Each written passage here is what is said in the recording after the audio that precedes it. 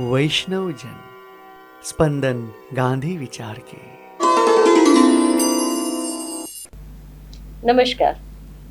વૈષ્ણવજન સ્પંદન ગાંધી વિચાર કે ગુજરાત વિદ્યાપીઠના આ પોડકાસ્ટમાં આપ સૌનું હાર્દિક સ્વાગત છે. આજનો આ પોડકાસ્ટ છે, એનો વિષય ખાસ છે. વાત એ જ કરવાની કે આપણા કામના કલાકો 8 કલાક, બીજા સવારના 4 કલાક અને સાંજના કલાક ઘરના કામના અને 6-7 કલાકની આપણી ઊંઘ. પણ આ બધાની વચ્ચે આપણે એવું કહીએ કે આપણે માત્ર ખાઈએ પીને નોકરી કરીએ એનાથી જ સ્વસ્થ રહીએ છે, તો એ વાત સાચી નથી. મનોરંજન આપણા જીવનમાં બહુ મહત્વનો ભાગ ભજવે છે અને મનોરંજનનું ક્ષેત્ર ઘણું વિશાળ છે. અને એમાં સૌથી મહત્વની અને પાયાની બાબત કલા અને સંસ્કૃતિ. માણસ જાતે પોતાના અનુગામીઓને માહિતી આપવા માટે થઈને ગુફા ચિત્રો દોર્યા ત્યારથી મનુષ્યની અભિવ્યક્તિની શરૂઆત થઈ ચૂકી છે અને આજે વિવિધ સ્વરૂપે આપણી વચ્ચે વિદ્યમાન છે. ગુજરાત વિદ્યાપીઠના સંદર્ભમાં વાત કરીએ તો 1920માં આ વિદ્યાપીઠની સ્થાપના થઈ ત્યારથી ગાંધીજીએ કલાને મનુષ્યના જીવન માટે બહુ જ મહત્વનું માન્યું છે અને એટલા માટે જ એ સમયે ગુજરાત વિદ્યાપીઠમાં કલા મંદિર હતું. એ કલા મંદિર આજે પણ ગુજરાત વિદ્યાપીઠમાં વિદ્યમાન છે અને ખૂબ સક્રિય છે. કલા મંદિરને સંભાળનારા 2 બહેનો આજે આપણી સાથે સ્ટુડિયોમાં છે અને બંનેની હું અત્યારે ઓળખાણ કરાવું. આપણી સાથે સૌથી પહેલા છે ડૉક્ટર શેતલબેન પડોદિયા. નમસ્કાર. શેતલબેન એ નિયામક છે કલા મંદિરના અને એમના સહાયક તરીકે છે શિવાનીબેન પટેલ. શિવાનીબેન પણ કલા મંદિરની પ્રવૃત્તિઓના આયોજનમાં અને શેતલબેનની સાથે ખભે ખભા મિલાવીને કામ કરે છે. વિદ્યાર્થીઓનો બહુ મોટો સમુદાય છે વિદ્યાપીઠનો અને આટલા બધા વિદ્યાર્થીઓને સતત કલા અને સંસ્કૃતિના કામોમાં વ્યસ્ત રાખવા એ નાની સૂની વાત નથી. તો સૌથી પહેલાં તો આપણે આપણી વાતચીતની શરૂઆત કરીએ. એમાં સૌથી પહેલાં હું શિવાનીબેનને પૂછું કે શિવાનીબેન, તમે કલા મંદિરની થોડી સમજ વિશે વાત કરો. જેમ આપને કહ્યું કે આજકાલ લાઈફ, રોજિંદુ જીવન એકદમ હેક્ટિક થઈ ગયું છે, તો એની માટે જીવનમાં કલા બહુ જરૂરી છે. રોજિંદા જીવનમાં કલા એટલે ઇમ્પોર્ટન્ટ છે કારણ કે તમારું લાઈફ એકદમ રૂટીન ચાલે છે, પરંતુ લાઈફમાં કંઈક એન્ટરટેનમેન્ટ જોઈએ અને જીવનમાં કલાનું ઘડતર કરવું ખૂબ જ જરૂરી છે. ગાંધીજીની સંસ્થામાં માત્ર શૈક્ષણિક ડિગ્રી જ મહત્વની નથી, પરંતુ વિદ્યાર્થીઓને કલાનું જ્ઞાન આપવું પણ એટલું જ ઇમ્પોર્ટન્ટ છે. વ્યક્તિના જીવનમાં કલાનું ઘડતર કરવું પણ એટલું જ ઇમ્પોર્ટન્ટ છે. તમે કીધું રોજિંદા જીવનમાં, એમ ઘણા એવા વ્યક્તિ હોય છે કે જે પોતાની પૂરી લાઈફ જોબ, ઘરનું કામ એ બધામાં બિઝી હોય છે, પરંતુ અમુક લોકો અમારા ત્યાં એવા સ્ટુડન્ટ છે કે જે આફ્ટર રિટાયરમેન્ટ પોતાની લાઈફમાં જે કલા ન શીખી શક્યા હોય તેઓ એ પણ શીખવા આવે છે. અમુક લોકોને ફિઝિકલી વીક હોય છે, છતાં પણ તેઓ મેન્ટલી એટલા કલા શીખવા માટે સ્ટ્રોંગ હોય છે ને, એટલે એ લોકો પોતે કલા મંદિરમાં આવીને પોતાની કલા શીખે છે અને કલાનું ઘડતર કરે છે. બહુ સરસ. તમે બહુ સાચી વાત કરી શિવાનીબેન કે કલા એક એવી વસ્તુ છે કે આપણા રોજિંદા જીવનમાં કદાચ આપણે એને હડસેલી દેતા આવીશું કારણ કે આપણા માટે આજીવિકતા મહત્વની બની જાય છે, પણ જ્યારે આપણને નવરાશ મળે, અવકાશ મળે તો આપણે તરત એની તરફ વળીએ છીએ. શીતલબેન, તમે એના ઇતિહાસ વિશે થોડી વાત કરો કારણ કે 1920ની આ સંસ્થા કલા મંદિર પુનર્જીવિત થયું, તો એનો ઇતિહાસ અને એના પુનઃસ્થાપનનો હેતુ, આ બધી વાત જરા વિસ્તારથી કહો. સાચી વાત છે પુનિતાબેન. 1920માં જ ગાંધીજીએ વિદ્યાપીઠની સ્થાપના સાથે જ કલા મંદિરને લલિત કલા મંદિર તરીકે શરૂઆત કરી હતી. તે વખતે એમણે વિષ્ણુ દિગંબર પલુશકર, નારાયણ મોરેશ્વર ખરે જેવા સંગીતવિદોને અને કલાના વિદ્વાનોને લાવીને આખો સિલેબસ તૈયાર કરાવ્યા હતા અને ગ્રેજ્યુએશન એમાં આપતા હતા. ઓહો, એટલી સારી રીતે ચાલતું હતું. પછી 1930માં આપણે બધા જાણીએ છીએ આઝાદીની લડતમાં વિદ્યાપીઠ જોડાઈ અને વિદ્યાપીઠનું કામકાજ થોડોક સમય માટે બંધ થયું. એ વખતે કલા મંદિર પણ બંધ કર્યું. પછી એને શરૂ કરવાનો થોડોક આપણે વાત કરીએ તો હમણાં આપણે ગયા વર્ષે 1 ઓગસ્ટ રવિશંકર રાવલનો, જેને કલાગુરુ તરીકે આપણે ઓળખીએ છીએ, એમના જન્મદિવસે આપણે શરૂઆત કરી એની.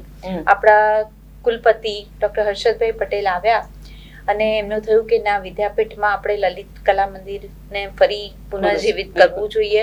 એ વિદ્યાર્થીઓ માટે અત્યારની જરૂરિયાત માટે બહુ જરૂરી છે, એટલે આપણે એને પુનર્જીવિત કર્યું અત્યારે. અને 1 વર્ષથી આપણે આ કરી રહ્યા છીએ. અલગ અલગ પ્રોગ્રામોને એનાથી શરૂઆત કરી છે આપણે.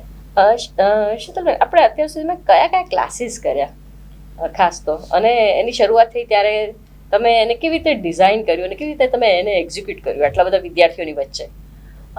એટલે આપણે એવું આને એવી રીતે નહોતું શરૂ કર્યું કે ખાલી આપણા વિદ્યાપીઠના વિદ્યાર્થીઓ કરે. ઓકે, આપણે એવી રીતે શરૂ કર્યું કે જેને પણ રસ હોય, અચ્છા, એટલે શહેરના નાગરિકો માટે પણ? નાગરિકો પણ એમાં જોડાઈ અરે વાહ. શકે છે અને આપણી સાથે જોડાઈ રહે છે. અમે જ્યારે 1 ઓગસ્ટ 2024માં શરૂ કર્યું ત્યારે તો આપણે પહેલી બેચમાં આપણી પાસે 12 જ વિદ્યાર્થીઓ હતા.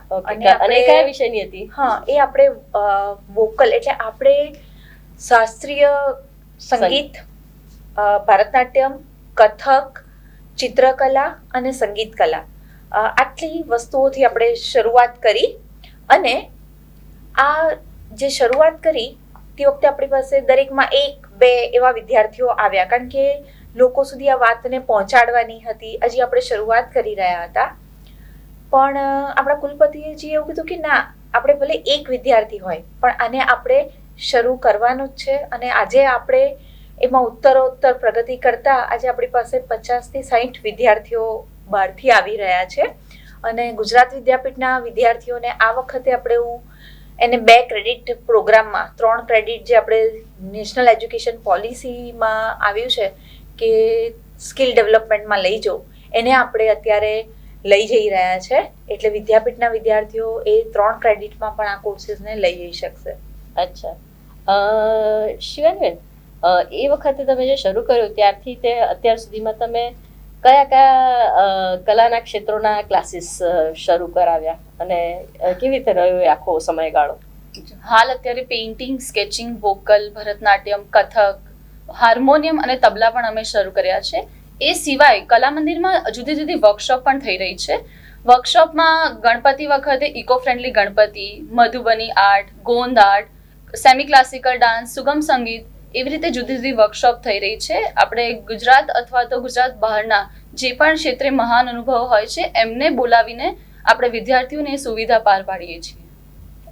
બહુ સરસ. સાચી વાત છે. આપણે આપણા વેકેશનમાં તમને પુનિતાબેન વાત કરું તો વેકેશનમાં આપણે રવિન નાયકને બોલાવીને એક સુગમ સંગીતનો બહુ સરસ 7 દિવસનો વર્કશોપ કર્યો અને એમાં આપણને બહુ સારી સફળતા મળી. એ સિવાય આપણે ફોક ડાન્સનો વર્કશોપ કર્યો, માટીકામનો એટલે કે પોટરીનો એક વર્કશોપ કર્યો અને એમાં ઘણા બધા 25-30 વિદ્યાર્થીઓ અલગ અલગ આ આર્ટમાં આપણી સાથે જોડાયા.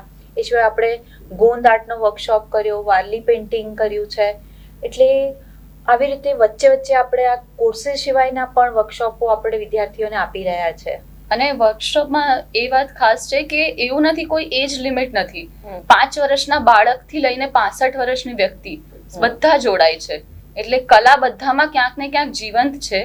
એ બધા પોતાની રસથી આવે છે અહીંયા. ઓકે, તમે બંને જણાએ બહુ સુંદર વાત કરી, પણ મને એ પણ જાણવું છે કે આટલા વર્ષો સુધી આપણા પરિસરમાં કલાના અભ્યાસક્રમો નહોતા અને કલાના અભ્યાસક્રમો આવ્યા તો વિદ્યાર્થીઓનો ઉત્સાહ અને વિદ્યાર્થીઓને ભાગ લેવાની જે બાબતો હતી એમાં તમારો કોઈ ખાસ અવલોકનો હોય તો કહો. એમાં શું ચેન્જ આવે છે વિદ્યાર્થીઓમાં? વિદ્યાર્થીઓ રસ લેતા થયા છે એક તો કલાના પ્રતિ, કારણ કે ભણવાનું તો બધે જ મળે છે પણ એની સાથે આવી પ્રવૃત્તિઓ આપણે વિદ્યાપીઠમાં વિદ્યાર્થીઓને આપી રહ્યા છે. હું તમને આપણો અનુભવ કહું તો ગયા વખતે આપણે યુથ ફેસ્ટિવલ કર્યું જેને આપણે યુવા ભારતી નામ આપ્યું હતું અને એમાં વિદ્યાર્થીઓ જે રીતે રસ લીધો, જે રીતે આપણે એમને ટ્રેન કર્યા આ યુવા ભારતીમાં પણ, પછી એને આપણે નેશનલ યુથ ફેસ્ટિવલમાં પણ વિદ્યાર્થીઓની ટીમો લઈ ગયા તો એ બધાને આપણે ટ્રેન કર્યા અલગ અલગ ફોક ડાન્સમાં ને એમાં પણ એટલો સરસ. અને અત્યારે જે રીતે અમારી પાસે વિદ્યાર્થીઓ મળવા આવી રહ્યા છે, પૂછવા આવી રહ્યા છે, કારણ કે આપણું સત્ર અત્યારે હમણાં 10 તારીખથી જ શરૂ થયું છે, તો જે રીતે વિદ્યાર્થીઓનો આપણને પ્રતિસાદ મળી રહ્યો છે એટલે અમને એવું લાગે છે કે હમણાં આપણા જે આ 3 ક્રેડિટના પ્રોગ્રામમાં વિદ્યાર્થીઓ જોડાશે તો અમને એવું લાગે છે કે અમારા ક્લાસરૂમો નાના પડશે. ઓકે, હા, કારણ કે ઘણી મોટી સંખ્યા છે અને હવે તો યુજી અભ્યાસક્રમો પણ શરૂ થયા છે પીજીની સાથે સાથે છે એટલે સંખ્યા ઘણી મોટી છે. બીજું મારે એ પૂછવું હતું કે આપણે હવે જે ક્રેડિટ અભ્યાસક્રમમાં તો ગયા છીએ પણ તમે જે પહેલા વાત કરી કે મોટી ઉંમરના જે કલા રસિક લોકો આવતા હોય છે તો એવું કંઈ ખરું કે તમે કેવી રીતે તમારા શું આયોજનો છે ભવિષ્યમાં, કેવી રીતે આને તમે જોઈ રહ્યા છો, આ આખા વર્ષમાં કેવી રીતે ગોઠવશો? ના, એને અત્યારે આપણે ગોઠવી રહ્યા છે. વિદ્યાર્થીઓ માટે આપણે થોડોક સમય એ લોકોના કરિક્યુલમનો જે ટાઈમિંગ છે 11 થી 6 માં, એટલે એ લોકોને 4 થી 5 કે 5 થી 6 માં લઈ જવાનું. પણ જે બહારથી આવે છે, જે નોકરિયાત વર્ગ છે અથવા જે એ લોકો માટે આપણે સાંજના 6 થી 7 માં અને એવી રીતે કાર્યક્રમો કરી રહ્યા છે. હજી આપણે આમાં બીજા ઇન્સ્ટ્રુમેન્ટ સિતાર છે, સરોદ છે, વાંસળી છે, એવા કાર્યક્રમો પણ આપણે કદાચ દિવાળી સુધીમાં ઇન્ટ્રોડ્યુસ કરવા જઈ રહ્યા છે. અત્યારે આપ જાણો છો એમ અમદાવાદ છે, ગુજરાત છે, એટલે ગરબા બધાને આપણે એટલા બધા વિદ્યાર્થીઓ છે કે જે બહારના સ્ટેટમાંથી આવી રહ્યા છે.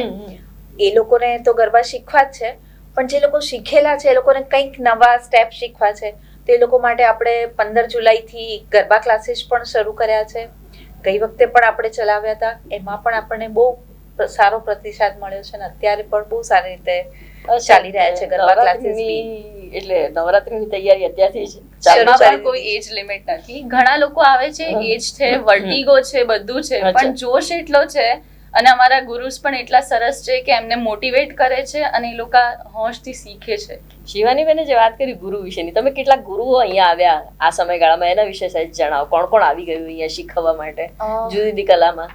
આપણે વાત કરીએ તો આપણે છે ને થોડુંક એવું રાખ્યું કે જે આ કલાઓમાં થોડુંક વ્યવસ્થિત ટ્રેન થયેલા હોય, એટલે ગુરુ પરંપરાથી પણ અને યુનિવર્સિટીના ડિગ્રી પ્રોગ્રામ્સ કે એમણે લીધેલા હોય, એટલે માસ્ટર્સ કર્યું હોય, પીએચડી કર્યું હોય, એવાને આપણે પ્રાધાન્ય આપ્યું કે એ બંને રીતે આપણી સાથે જોડાયેલા રહે. એટલે આપણી સાથે રૂચાબેન અંજારિયા કરીને છે, જે આપણો વોકલ અને હાર્મોનિયમના ક્લાસ ચલાવે છે. દિશાબેન શાહ કરીને છે, જે આપણા ભરતનાટ્યમના ક્લાસીસ ચલાવી રહ્યા છે. ગીતાબેન માથુર છે, જે આપણે કથક કરાવી રહ્યા છે. અમિતભાઈ શાહ છે, તે પેઇન્ટિંગ અને સ્કેચિંગ ચલાવી રહ્યા છે. તો આ બધા એક પ્રોફેશનલ સાથે એકેડેમિક અનુભવ ધરાવે છે અને વિદ્યાર્થીઓને, એટલે દરેક એજના વિદ્યાર્થીઓ સાથે કેવી રીતે કામ કરવું એ એમને બહુ સારી રીતે અનુભવ છે અને બહુ સારી રીતે કામ કરી રહ્યા છે. અને જે વર્કશોપો છે એમાં આપણે એવું કર્યું કે જે એકચ્યુઅલ એ કામ કરી રહ્યા છે, જેને કલામાં પોતાનું અત્યારે યોગદાન આપી રહ્યા છે, એવા કલાઓમાંથી બોલાવ્યા છે આપણને. જેમ મેં તમને રવિ નાયકનું નામ કીધું, એમ એક વૃદ્ધિબેન કરીને છે, જે પોટ્રીનું કામ કરી રહ્યા છે પ્રોફેશનલી, એમને આપણે બોલાવ્યા હતા. આપણે શીતલબેન અને શિવાનીબેન સાથે જે વાત કરી એનાથી આપણને અંદાજ આવ્યો છે કે ગુજરાત વિદ્યાપીઠ એક યુનિવર્સિટી છે. યુજી અને પીજી પ્રોગ્રામ્સ આટલા બધા ચાલતા હોય ને બધાની વચ્ચે પણ વિદ્યાર્થીઓને કલા ક્ષેત્રે સક્રિય રાખવા માટે આ કલા મંદિર બહુ જ એક્ટિવ રહીને વર્ષભર પ્રવૃત્તિઓ કર્યા કરે છે.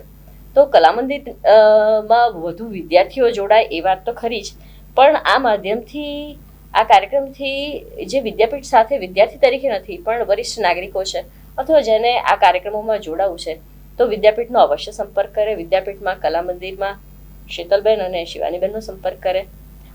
કલા મંદિરના વિવિધ કાર્યક્રમો અને બધી વિગતો પણ તમને આ સાઇટ પરથી, એટલે કે કલા મંદિરથી જ મળી શકશે.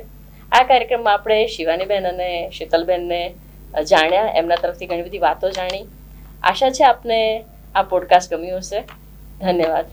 ધન્યવાદ શિવાનીબેન, શીતલબેન. वैष्णवजन स्पंदन गांधी विचार के.